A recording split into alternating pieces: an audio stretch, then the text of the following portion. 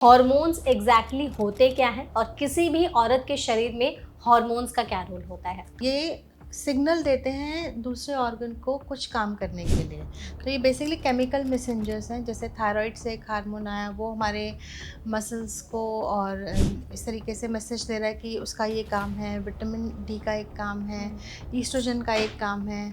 तो हर हार्मोन जो है वो बेसिकली ग्लैंड से तो अगर जैसे हार्मोन इम्बैलेंस हो जाए तो फिर क्या हमारी बॉडी पर इसका असर पड़ता है? की वजह से ब्लोटिंग, वाटर रिटेंशन फील होता है। अचानक आपको लगता है मेरा वेट बढ़ गया है, कपड़े टाइट हो गए हैं, ब्रेस्ट में हेवीनेस फील होनी शुरू हो सकती है, थका हुआ लग सकता है, अनएक्सप्लेन फटीग लग सकता है। तो दीज सिम्टम्स कैन हैपन। तो अगर जैसे किसी भी लेडीज़ को पीरियड्स आ रहे हैं या पीरियड्स ख़त्म होने वाले हैं तो उस टाइम पर ये हार्मोन के इम्बैलेंसेस ज़्यादा बढ़ जाते हैं क्या? हमारे कुछ हार्मोन्स जब हमारा पीरियड स्टार्ट होता है वो बढ़ते हैं। तो जो पीरियड का फर्स्ट हाफ है, जो फर्स्ट 15 डेज़, अगर एक अप्रॉक्सीमेट 30 डेज़ के साइकिल की हम बात करते हैं, हमारा जो ईस्ट्रोजन हार्मोन है वो फिर मेनोपॉज उनका स्टार्ट होने वाला है तो इस टाइम पर भी क्या हॉर्मोन्स बहुत ज़्यादा ऊपर नीचे होते हैं?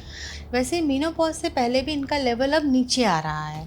ये क्यों नीचे आ रहा है? क्योंकि औरत के पास अंडे अब धीरे धीरे ख़त्म हो गए हैं। तो जो ईस्ट्रोजन प्रोजेस्टेरोन हार्मोन्स हैं, दे स्टार्ट फॉलिंग डाउन, जिसकी वजह से उसको वेरियस सिम्टम्स फेस करने पड़ते हैं। Again mood changes, irritability, muscle pains होना, थकावट फील होना, नींद आने में प्रॉब्लम होना, स्किन का ड्राई हो जाना, वेजाइनल ड्राइनेस, हॉट फ्लैशेस, बहुत ज़्यादा पसीना आना, ये सब भी सिम्टम्स होते हैं? यस, ये सिम्टम्स हैं मीनोपॉज की तरफ जब हम जाते हैं। क्योंकि हमारे हार्मोन्स लेवल काफ़ी नीचे आ गए, तो बहुत सारी महिलाएं हॉट फ्लशेस एक्सपीरियंस करती हैं। हॉट फ्लश मतलब बेसिकली वो महिला बोलेगी कि मैं तो बैठी थी आराम से, कोई मैंने हार्ड वर्क नहीं किया, कुछ नहीं किया, और बैठे बैठे मैं पसीने में नहा गई। अगर किसी भी महिला का अचानक से वेट गेन हो जा रहा है या वेट कम हो जा रहा है तो इसे भी हम समझ सकते हैं कि हॉर्मोन्स के गड़बड़ी के कारण हो रहा है। बिल्कुल, weight gain, weight loss, thyroid hormone की प्रॉब्लम का संकेत हो सकते हैं, या आपके कॉर्टिकोस्टेरॉइड्स लेवल हाई हैं उसका भी संकेत हो सकते हैं। कुछ ऐसे सुपर फूड्स हैं जिसे खाने से हॉर्मोन्स हमारे थोड़े से शांत हो जाते हैं, बैलेंस हो जाते हैं, तो कुछ सुपर फूड्स हैं ऐसे? सीड्स, कुछ ओमेगा 3 के सोर्सेज, अगर आप नॉन वेजिटेरियन लेते हैं तो आप फ़िश ले सकते हैं, अगर आप वेजिटेरियन हैं तो आप फ्लैक्स सीड ले सकते हैं, वॉलनट ले सकते हैं। देन आपका स्पिनच या आपकी जो हरी सब्जियां हैं, ये आप अपनी डाइट में ज़रूर से इंक्लूड करें। टाइम है जिससे पहले लेडीज़ को थोड़ा सा अवेयर हो जाना चाहिए कि अब शायद उनके हॉर्मोन्स इम्बैलेंस हो सकते हैं तो उन्हें अलर्ट होने की ज़रूरत है। देखिए, ideally the younger we start the better it is. ठीक है। सो मतलब कहते हैं कि जो हमारा बोन्स में जो कैल्शियम मिनरल डिपॉजिट होता है वो एक्चुअली यंग एज में ही हो जाता है। उसके बाद उतना डिपॉजिशन नहीं होता। तो जो अभी माएँ हैं, जो पेरीमेनोपॉज़ल हैं या मेनोपॉज़ल हैं, उनको ये समझना है कि उनके लिए इम्पॉर्टेंट है, ताकि उनकी जो ओल्ड एज है वो अच्छी रहे। किसी पे हम डिपेंडेंट नहीं हैं, हमें रिकरेंट इलनेस नहीं है, हमारा चलना फिरना, उठना बैठना, हम अपनी लाइफ को जी पा रहे हैं।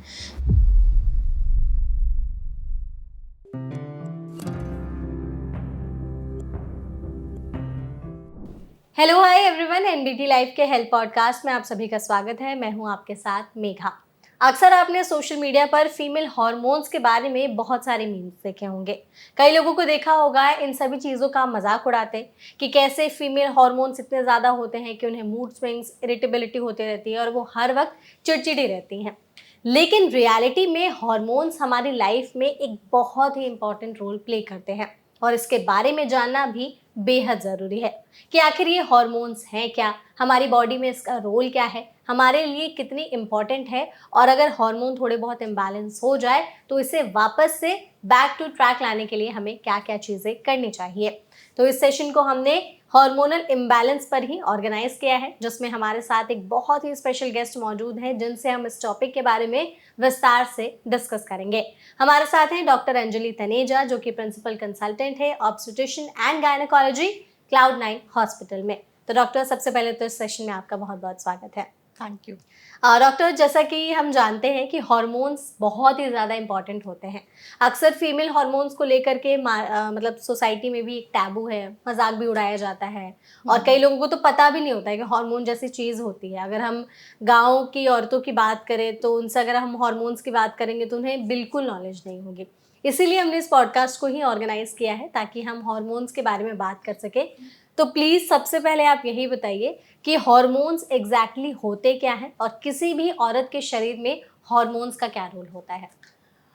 ओके, सो हार्मोन्स जो हैं बेसिकली वो केमिकल मैसेंजर्स हैं हमारी बॉडी में। ब्रेन, हमें पता है ब्रेन हमारी पूरी बॉडी के फंक्शनिंग को अफेक्ट कर रहा है। इसी तरीके से ग्लैंड्स होती हैं जिनसे कुछ रसायन पदार्थ रिलीज होते हैं। ये सिग्नल देते हैं दूसरे ऑर्गन को कुछ काम करने के लिए।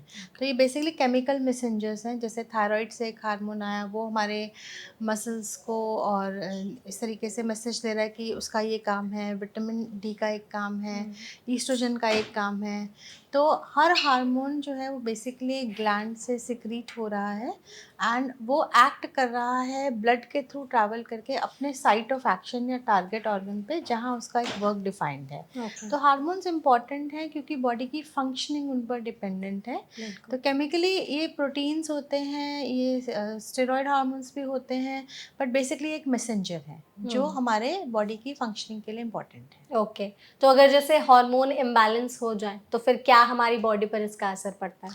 तो देखिए, अगर हम स्पेसिफिकली फीमेल्स की बात कर रहे हैं तो सबसे पहले हमें समझना है कि हमारे कौन कौन से हार्मोन्स हैं जो हमें हमारी बॉडी की फंक्शनिंग को अफेक्ट कर रहे हैं।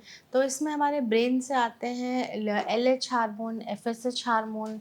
देन हमारी ओवरी से आता है ईस्ट्रोजन, प्रोजेस्ट्रॉन।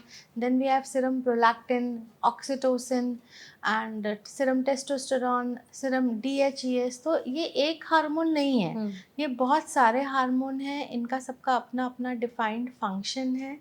तो जब हम इम्बैलेंस की बात करते हैं, it could be any one of them.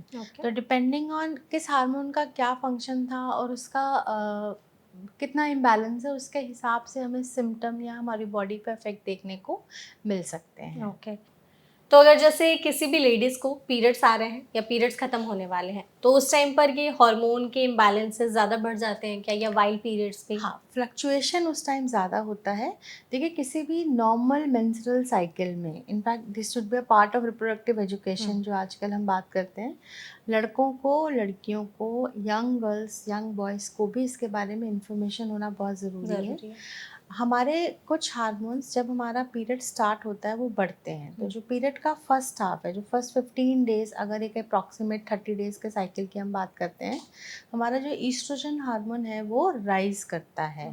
And then mid cycle approximately ovulation होती है या एग रिलीज होता है एंड उसके बाद सेकंड हार्मोन प्रोजेस्टेरॉन आना शुरू होता है। तो अगर कोई महिला को उस टाइम पर कंसेप्शन आती है तो ये हार्मोन्स के लेवल हाई रहते हैं। Otherwise towards the end of cycle, मतलब जब आपको पीरियड आने वाला है, इन हार्मोन्स के लेवल फॉल करते हैं। तो ईस्ट्रोजन पहले बढ़ा, फिर प्रोजेस्ट्रॉन आया, ईस्ट्रोजन प्रोजेस्ट्रॉन दोनों फॉल करे towards the end of the cycle. तो ये जो सडन फॉल इन हार्मोन आता है और इसकी वजह से हमें ये सिम्टम्स आने शुरू होते हैं। कैसे मूड symptoms? चेंजेस, इरिटेबिलिटी, क्योंकि प्रोजेस्ट्रॉन आ गया तो उसकी वजह से ब्लोटिंग, वाटर रिटेंशन फील होता है। अचानक आपको लगता है मेरा वेट बढ़ गया है, कपड़े टाइट हो गए हैं, ब्रेस्ट में हेवीनेस फील होनी शुरू हो सकती है, थका हुआ लग सकता है, अनएक्सप्लेन्ड फटीग लग सकता है। तो these symptoms can happen. Periods के अलावा अगर कोई लेडीज़ मेनोपॉज से गुजर रही हैं या फिर मेनोपॉज उनका स्टार्ट होने वाला है तो इस टाइम पर भी क्या हार्मोन्स बहुत ज़्यादा ऊपर नीचे होते हैं। यस, हार्मोन्स हमें बिगिनिंग ऑफ द पीरियड्स, यानी मिनार्की जिसको हम कहते हैं, महिला को जो पहली बार, लड़की को जो पहली बार पीरियड आया से लेकर उसके रिप्रोडक्टिव एज और एंड ऑफ रिप्रोडक्टिव लाइफ यानी मीनोपॉज तक हार्मोन्स इंपॉर्टेंट हैं। मीनोपॉज के टाइम हमारे हार्मोन, जैसे अभी हमने पीरियड से पहले बोला कि हार्मोन्स फॉल करते हैं, वैसे ही मीनोपॉज से पहले भी इनका लेवल अब नीचे आ रहा है। ये क्यों नीचे आ रहा है? क्योंकि औरत के पास अंडे अब धीरे धीरे खत्म हो गए हैं, तो जो ईस्ट्रोजन प्रोजेस्टेरॉन हार्मोन्स हैं दे स्टार्ट फॉलिंग डाउन, जिसकी वजह से उसको वेरियस सिम्टम्स फेस करने पड़ते हैं। Again mood changes, irritability, muscle pains होना, थकावट फील होना, नींद आने में प्रॉब्लम होना, स्किन का ड्राई हो जाना, विजाइनल ड्राइनेस। साथ ही में इन हार्मोन्स के जो हम प्रोटेक्टिव इफेक्ट जो बोन पर, हार्ट पर थे, वो भी अब नीचे आने शुरू हो जाते हैं। तो बोन हेल्थ आपकी अफेक्ट हो जाती है। ऑस्टियोपोरोसिस की, स्पेशली अगर किसी की फैमिली हिस्ट्री है या और कोई रिस्क फैक्टर्स है लाइक स्मोकिंग, तो वो एग्रेवेट हो सकता है। तो ये सब चीज़ें, हॉट फ्लशेस, ये सब चीज़ें महिलाएं फेस कर सकती हैं मेनोपॉज के आसपास इन हार्मोनल चेंजेस की वजह से। ओके। तो आपने जैसे हमें ये तो बता दिया कि किस टाइम पर हार्मोनल इम्बैलेंस सबसे ज़्यादा होता है किसी भी औरत के शरीर में। अच्छा, एक और चीज़ बताइए, क्या सिर्फ लेडीज़ में ही हार्मोनल इम्बैलेंस होता है या मेल में भी होता है ये चीज़? सी मेल जो मेल्स के लिए मेनोपॉज तो वर्ड नहीं यूज़ हाँ। करेंगे। मेल्स का जो एंड ऑफ रिप्रोडक्टिव लाइफ है वो थोड़ा डिलेड होता है and it is not that sudden. So the experience of mid life crisis या जो हम मेनोपॉजल सिम्टम्स फीमेल में कहते हैं वो टिपिकली मेल शायद नहीं एक्सपीरियंस करते हैं। ओके, तो उनमें कंपैरेटिवली फीमेल में चीज़ें थोड़ा सा कम स्मूदर होता है। होती हैं। ओके, चीज़ें इसमें भी मर्दों Yeah. को ब्लेसिंग है। ठीक है। ओके, तो जैसे हम ना सिम्टम्स की भी थोड़ी सी बात कर लेते हैं। हम आपसे कुछ एक एक सिम्टम्स पूछेंगे, आप प्लीज़ बताइएगा कि Right. हार्मोनल इम्बैलेंस की वजह से क्या ये सिम्टम्स दिखाई दे सकते हैं, ताकि हमारी ऑडियंस को एक वाइडर पर्सपेक्टिव मिल सके कि हाँ, अगर उनमें ये सिम्टम्स दिख रहे हैं इसका मतलब कहीं ना कहीं गड़बड़ है। हार्मोन्स का गड़बड़ है। Right. सबसे पहले तो बताइए कि अगर बहुत ज़्यादा मूड स्विंग्स या चिड़चिड़ापन अगर रह रहा है तो क्या ये एक हार्मोनल इम्बैलेंस का साइन हो सकता है? बिल्कुल हो सकता है, बट अगर किसी को बहुत मूड चेंजेस या इरिटेबिलिटी हो रही है तो हमें और ऑर्गेनिक कॉजेज़ भी रूल आउट करना ज़रूरी है कि उसके लिए कोई और रीज़न तो नहीं है, एनी अदर साइकोलॉजिकल कॉज और एनीथिंग। बट येस, पीरियड से पहले अगर आपको टिपिकली मूड चेंजेस हो रहे हैं, इरिटेबिलिटी हो रही है, मेनोपॉज के आसपास हो रही है, तो येस, ये साइन हो सकता है हार्मोनल इम्बैलेंस का या प्री मेंस्ट्रुअल सिंड्रोम जिसे हम कहते हैं उसका। ओके। हॉट फ्लैशेस, बहुत ज़्यादा पसीना आना, ये सब भी सिम्टम्स होते हैं? यस, ये सिम्टम्स हैं मेनोपॉज की तरफ जब हम जाते हैं, क्योंकि हमारे हार्मोन्स लेवल काफ़ी नीचे आ गए तो बहुत सारी महिलाएं हॉट फ्लशेस एक्सपीरियंस करती हैं। हॉट फ्लश मतलब बेसिकली वो महिला बोलेगी कि मैं तो बैठी थी आराम से, कोई मैंने हार्ड वर्क नहीं किया, कुछ नहीं किया और बैठे बैठे मैं पसीने में नहा गई। हाँ। सो टिपिकली ये 1-2 मिनट लास्ट करते हैं बट ठीक हो जाते हैं, but it is very uncomfortable for the female. आप वर्किंग हो सकते हो, आप अपने घर पर हो सकते हो, अचानक आप पूरे ड्रेंच हो जाते हो स्वेट में, आप हो सकता है नींद में हो। तो हॉट फ्लशेस अगर कोई महिला एक्सपीरियंस कर रही है तो उसके लिए हम पहले तो लाइफस्टाइल चेंजेस उसको कहते हैं करने के लिए, जिसमें हम कहते हैं कि आप अपनी डाइट में flexi, chia seeds, omega 3 fatty acids, calcium, ये इंक्लूड करें, हेल्दी खाना खाएं, एक्सरसाइज अपनी डाइट एक्सरसाइज अपने लाइफस्टाइल में एक रेगुलर हिस्सा बनाएं, जिसमें हर महिला के लिए और स्पेशली नियरिंग मीनोपॉज या मीनोपॉजल महिला के लिए स्ट्रेंथ ट्रेनिंग का भी एक बहुत बड़ा रोल है। एंड देन आपका कैल्शियम सप्लीमेंटेशन, ताकि आपकी बोन्स स्ट्रॉन्ग रहें। एंड देन अगर महिला बहुत परेशान है हॉट फ्लशेस से तो हम हार्मोन रिप्लेसमेंट थेरेपी के बारे में भी उससे डिस्कस कर सकते हैं। ओके। हॉट फ्लैशेस के अलावा अगर किसी भी लेडीज़ को हेडेक काफ़ी ज़्यादा रह रहा है तो ये भी एक सिम्टम हो सकता है हार्मोनल Yes, इम्बैलेंस का? बिल्कुल हो सकता है। हेडेक प्री मेंस्ट्रुअल सिंड्रोम का भी पार्ट होता है और बहुत महिलाएं देखेंगी कि अगर उनको हेडेक का प्रॉब्लम है या माइग्रेन है, वो मेनोपॉज के आसपास सडनली एग्रीवेट हो जाता है। दिस हैपन्स, जो हमारे हार्मोन्स फ्लक्चुएट करते हैं उनकी वजह से ये होता है, बिकॉज वेजोडाइलेटेशन, कंस्ट्रक्शन, वाटर रिटेंशन, तो ऑल दैट कंट्रीब्यूट्स। स्पेशली अगर आपका बैकड्रॉप पे कोई स्ट्रेस चल रहा है या आपका डाइट बैलेंस नहीं है तो ये सब चीज़ें एग्रीवेट हो सकती हैं। ठीक है। अगर किसी भी महिला का अचानक से वेट गेन हो जा रहा है या वेट कम हो जा रहा है तो इसे भी हम समझ सकते हैं कि हार्मोन्स के गड़बड़ी के कारण हो रहा है? बिल्कुल, weight gain, weight loss, thyroid hormone की प्रॉब्लम का संकेत हो सकते हैं, या आपके कॉर्टिकोस्टेरॉइड्स लेवल हाई हैं उसका भी संकेत हो सकते हैं। तो yes, weight gain, weight loss भी थायराइड या स्टेरॉइड हार्मोन की वजह से हो सकता है। ओके।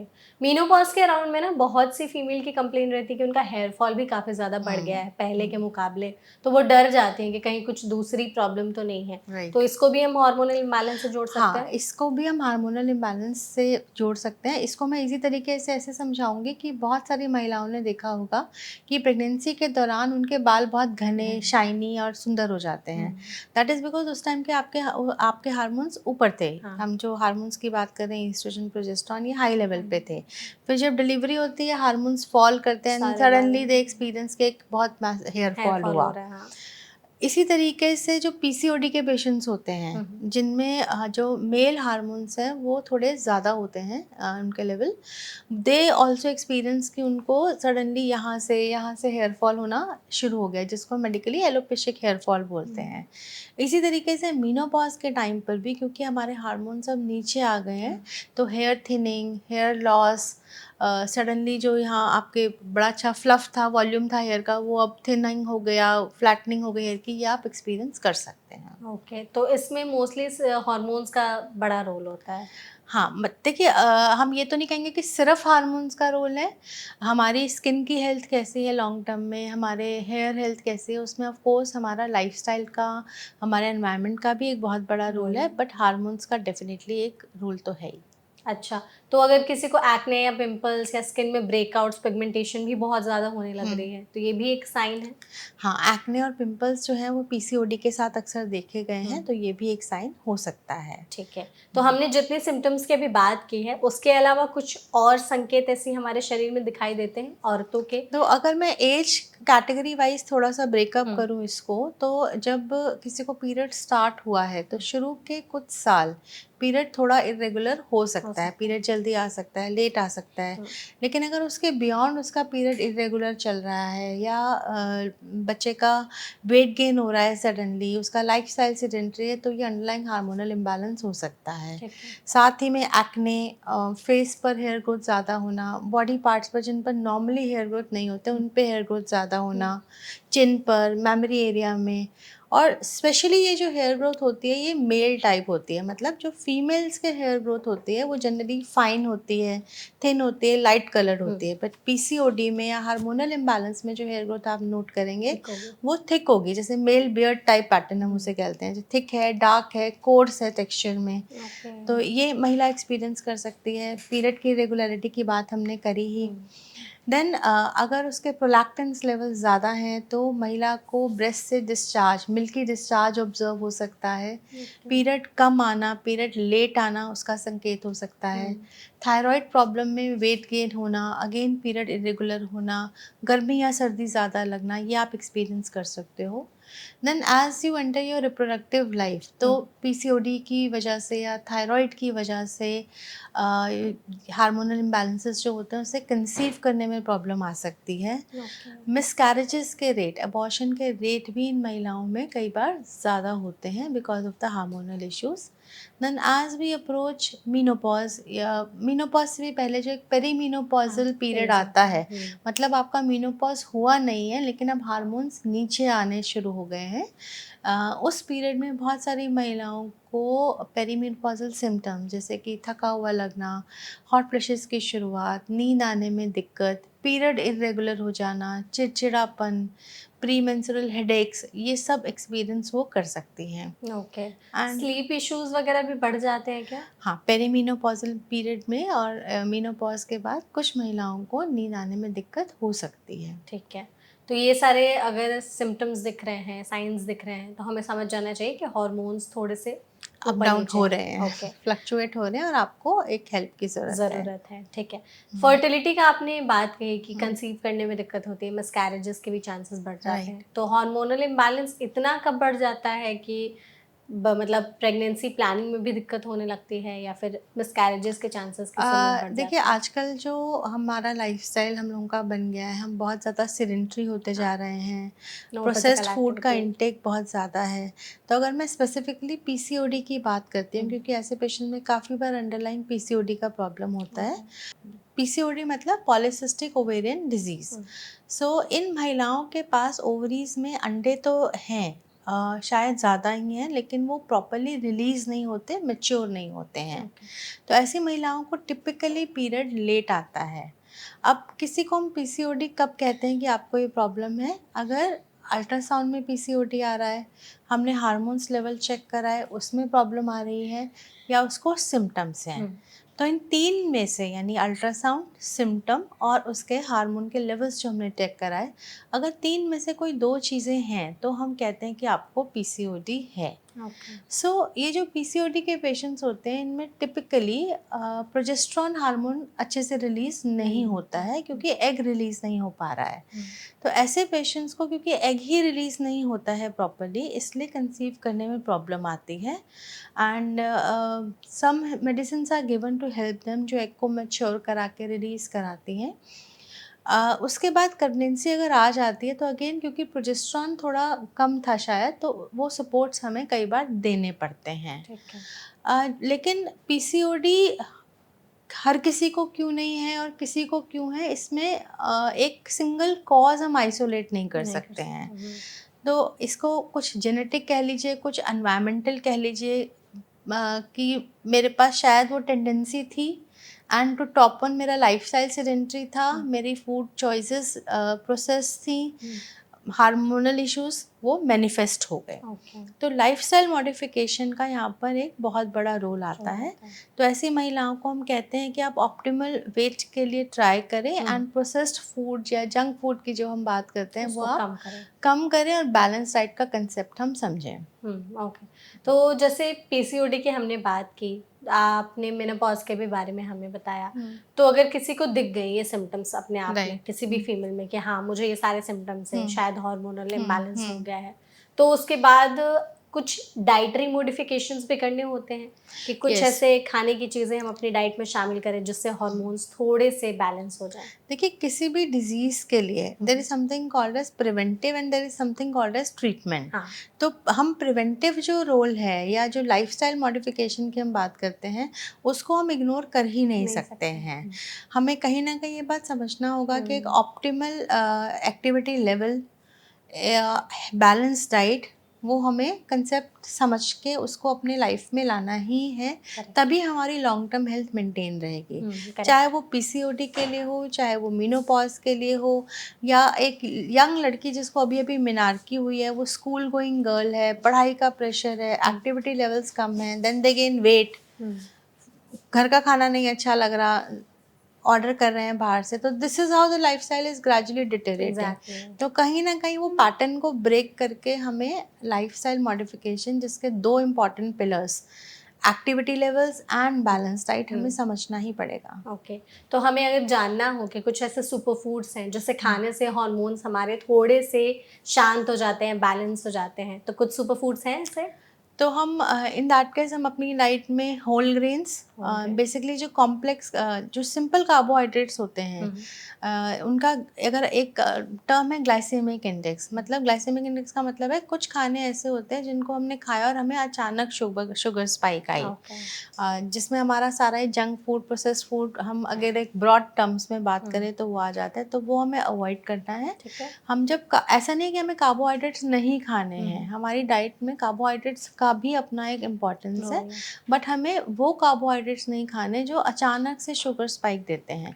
तो हम कॉम्प्लेक्स कार्बोहाइड्रेट्स खाएं, साथ में पल्सेस, नट्स, सीड्स, कुछ ओमेगा 3 के सोर्सेज, अगर आप नॉन वेजिटेरियन लेते हैं तो आप फिश ले सकते हैं, अगर आप वेजिटेरियन हैं तो आप फ्लैक्स सीड ले सकते हैं, वॉलनट ले सकते हैं, देन आपका स्पिनच या आपकी जो हरी सब्जियां हैं ये आप अपनी डाइट में ज़रूर से इंक्लूड कर सकते हैं। कुछ ऐसे ड्रिंक्स वगैरह भी हैं जो अगर हम, क्योंकि आजकल डिटॉक्स ड्रिंक का ट्रेंड काफ़ी चला है, तो सुबह सुबह पीने तो से जैसे आपने बोला ये ट्रेंड ही है, ट्रेंड्स आते हैं जाते हैं, बट ऐसा नहीं है कि मैं ये ड्रिंक पीऊँगी तो मेरी लाइफस्टाइल बिल्कुल अच्छी हो जाएगी, ऐसा नहीं है। It's a ongoing effort. ठीक है। और फिजिकल एक्टिविटी फिर कौन सी स्टार्ट करनी चाहिए? देखिए, जो पेशेंट्स मेरे पास आते हैं मैं उनको हमेशा बोलती हूँ कि अगर आप एक फिटनेस एक्सपर्ट से अपना प्लान लेंगे और उसको फॉलो कर पाएंगे वो बहुत अच्छा है।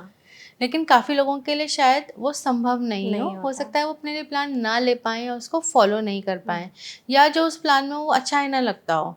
उन्होंने मुझे बोला आप XYZ काम करो लेकिन मुझे तो डांस करना पसंद है। So always begin with something which you can adhere to and which you like. Any form of activity is good, and then as you develop interest, जैसे जैसे आपको उसमें इंटरेस्ट आएगा आपको फ़र्क दिखेगा अपनी बॉडी के अंदर, अपने पीरियड्स के अंदर, अपनी स्किन हेल्थ, हेयर हेल्थ के अंदर, आप खुद ही मोटिवेट होंगे। So ideally we should be exercising at least 5 times a day, at least 150 minutes a week of moderate activity, which should be a combination of some cardio like और simple walking, neat exercise जिसे हम कहते हैं, walking is a neat exercise, and then add it up with strength training. Strength training हमारी muscles को build करती है, specially for females जो मीनोपॉज की तरफ जा रही हैं, क्योंकि अब आपकी बोन हेल्थ पहले जैसी नहीं रहती है। तो आप ये समझिए जो जॉइंट्स हैं उनमें बोन के ऊपर एक मसल की कवरिंग है, तो अगर मेरी मसल हेल्थ अच्छी है तो वो जॉइंट मुझे उतना दुख नहीं देगा। तो अगर मेरी मसल्स भी वीक हैं और अब बोन्स भी वीक हो रही हैं तो फिर दिक्कत ज़्यादा बढ़ेगी। तो स्ट्रेंथ ट्रेनिंग डेफिनेटली एक इम्पॉर्टेंट पिलर है। तो ग्रेजुअली अंडर सुपरविजन सबको उसके बारे में समझना और सीखना चाहिए। ठीक है। तो कोई ऐसा पर्टिकुलर एज ग्रुप या कोई ऐसा टाइम है जिससे पहले लेडीज़ को थोड़ा सा अवेयर हो जाना चाहिए कि अब शायद उनके हार्मोन्स इम्बैलेंस हो सकते हैं, तो उन्हें अलर्ट होने की ज़रूरत है? देखिए, ideally the younger we start the better it is. ठीक है। सो मतलब कहते हैं कि जो हमारा बोन्स में जो कैल्शियम मिनरल डिपॉजिट होता है वो एक्चुअली यंग एज में ही हो जाता है। उसके बाद उतना डिपॉजिशन नहीं होता। तो जो अभी माएँ हैं जो पेरीमीनोपॉजल हैं या मीनोपॉजल हैं, उनको ये समझना है कि उनके लिए इम्पॉर्टेंट है ताकि उनकी जो ओल्ड एज है वो अच्छी रहे, किसी पे हम डिपेंडेंट नहीं हैं, हमें रिकरेंट इलनेस नहीं है, हमारा चलना फिरना उठना बैठना, हम अपनी लाइफ को जी पा रहे हैं as we want it to be. और उनका ये समझना इसलिए भी ज़रूरी है ताकि वो अपने बच्चों को, अपने बेटों को, बेटियों को डाइट का हिसाब से भी रीइंफोर्स कर पाएँ एंड उनको वो एक्सरसाइज या basically any form of activity के लिए एनकरेज कर पाएँ। करेक्ट है। तो डॉक्टर, जैसे कुछ इसमें मेडिसिन का भी रोल होता है, आप लोग अपने पेशेंट्स को बोलते हैं कि अब जैसे उन्होंने डाइटरी मॉडिफिकेशंस भी कर ली हैं, फिजिकल एक्टिविटी भी स्टार्ट कर ली, उसके बावजूद भी हार्मोनल मतलब हार्मोन्स नहीं हो पा रहे balance. There will be a group of patient जिन्होंने सब कुछ किया, अच्छे से किया, लेकिन स्टिल उनके हार्मोन थोड़े अप डाउन हो रहे हैं। So yes, medicine are available. जैसे अगर आपका थायराइड ऊपर नीचे है तो हम उसके लिए दवाई दे सकते हैं। मैंने सीरम प्रोलैक्टिन लेवल की बात करी थी कि उससे हमारा पीरियड इरेगुलर हो जाता है, उससे प्रेगनेंसी आने में भी प्रॉब्लम होती है, तो prolactin levels can be corrected with medicines. Then हमारा जो पीसीओडी है उसमें भी despite lifestyle modification, losing weight, majority of the patients will be able to manage their PCOD, but कई होंगे जो सब कुछ करके भी उनका प्रॉब्लम बना रहेगा। तो yes, there are medicines to help them depending on वो किस गोल के साथ अभी लाइफ में। सपोजिंग एक पीसीओडी के पेशेंट है और उसको प्रेगनेंसी चाहिए, तो उसको उस हिसाब से मेडिसिन दी जाएगी। एक पीसीओडी की पेशेंट है, उसको सिर्फ रेगुलर पीरियड्स चाहिए to prevent her from long term complications of PCOD, तो उसको उस हिसाब से मेडिसिन दिया जाएगा। एक यंग गर्ल है 18-20 साल की, कॉलेज गोयर, उसके पीरियड्स अभी तक रेगुलर नहीं हुए हैं, हर 10 दिन में उसको ब्लीडिंग हो रही है, शी इज़ बिकमिंग एनीमिक, तो उसको उस हिसाब से मेडिसिन दिया जाएगा। क्योंकि अगर कोई महिला हर 10-15 दिन में ब्लीड कर रही है तो वो उसके लिए डे टू डे लाइफ में एक इनहिबिटिंग सिचुएशन है।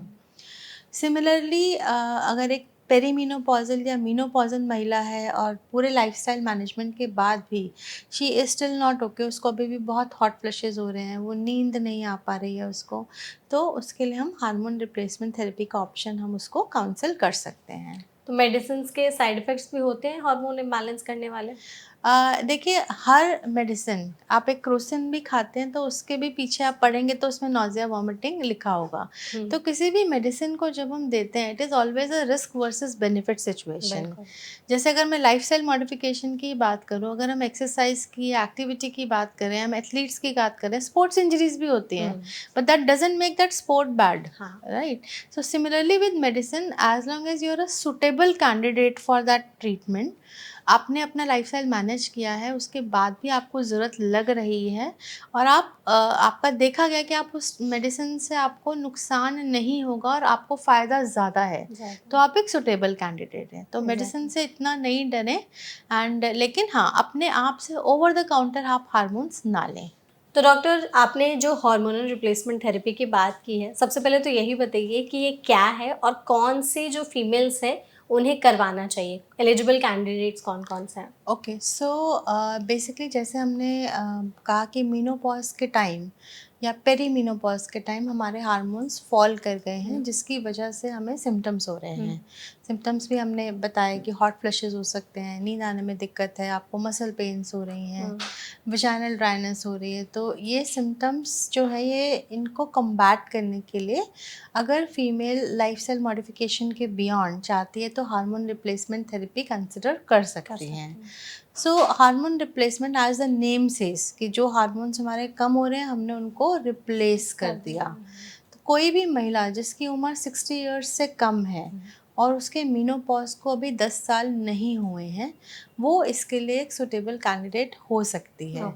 So basically hormone replacement therapy में हम ईस्ट्रोजन और प्रोजेस्टेरॉन सप्लीमेंट कर रहे हैं।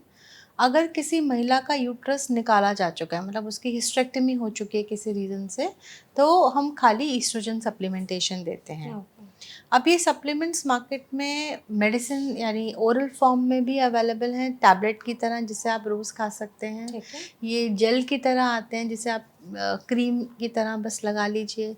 पैचेस आते हैं, स्टिकर होता है, आप हफ्ते में 1 या 2 बार डिपेंडिंग ऑन हम क्या यूज़ कर रहे हैं वो चेंज कर लीजिए। तो they are very convenient to use and इससे ये सिम्टम्स जो है ये इनमें हेल्प मिलती है। But before starting hormonal replacement therapy we have to check the female कि उसको उससे फ़ायदा ज़्यादा है। अब जब हम फ़ायदे की बात करते हैं, फ़ायदा क्या क्या हो सकता है? जो कार्डियो प्रोटेक्टिव इफेक्ट जो हमने हार्मोन्स की बात करी थी, जो अब हार्मोन्स कम होने से कम हो गया वो उसे वापस मिलता है। स्किन अच्छी रहती है, बोन्स हेल्थ मेंटेन रहती है, जो ड्राइनेस आ रही थी वो हेल्प हो जाती है, हॉट फ्लशेस में हेल्प मिलती है। बहुत सारी महिलाओं को, क्योंकि जैसे एजिंग के साथ आप देखेंगे स्किन थिन हो गई, इसी तरीके से जो विजाइनल स्किन है वो भी थिन होनी शुरू हो जाती है, जिससे बहुत सारी महिलाओं को लीकेज ऑफ यूरिन या बार बार यूरिन इन्फेक्शन होना स्टार्ट हो जाता है, उसमें भी इससे हेल्प मिलती है। तो इसके कुछ नुकसान भी हैं हार्मोनल रिप्लेसमेंट थेरेपी के? Hormonal replacement therapy suitable candidate को ही हमें देनी है आफ्टर रूलिंग आउट कि उसके पास कोई कॉन्ट्राइंडिकेशंस तो नहीं है। स्पेशली जो ईस्ट्रोजन एंड प्रोजेस्टेरॉन जब दोनों का कॉम्बिनेशन दिया होता है तो ये थोड़ा सा ब्रेस्ट कैंसर का रिस्क बढ़ाती हैं। So if somebody has a history of breast cancer तो हम उसको ये नहीं देना चाहेंगे। ठीक है, ओके। और सप्लीमेंट्स वगैरह फिर कौन से लेने चाहिए फीमेल्स को ताकि हार्मोन्स थोड़े से बैलेंस रहें? अगेन पेरीमीनोपॉज मेनोपॉज की बात करें तो कैल्शियम सप्लीमेंटेशन, आपके vitamin D levels, B12 levels, omega 3 supplements ये आपको लेने चाहिए। ये ज़रूरी है। हाँ, अगर हम यंग गर्ल की बात कर रहे हैं जिसको अभी अभी पीरियड स्टार्ट हुआ है तो make sure she is not vitamin D deficient, haemoglobin उसका मेंटेन रहे, आयरन सप्लीमेंट्स हो सकता है उसे ज़रूरत हो। ड्यूरिंग रिप्रोडक्टिव एज ग्रुप महिला अगर प्रेगनेंसी प्लान कर रही है, folic acid supplementation during pregnancy, आपका folic acid, omega 3, iron, calcium, choline supplements की भी अब हम बात कर रहे हैं जो कि बच्चे की ब्रेन डेवलपमेंट में हेल्प करते हैं, which can be started from prenatal to pregnancy to postpartum also. And ये जो सप्लीमेंट्स हैं, देयर इज़ अ कंसेप्ट कि initial 1000 days of life basically हम कह रहे हैं कि जो बच्चा माँ के पेट में आया 9 महीने और उसके जन्म के 1.5-2 साल तक, ये जो टाइम है इसमें बच्चे का मैक्सिमम ब्रेन डेवलपमेंट होता है।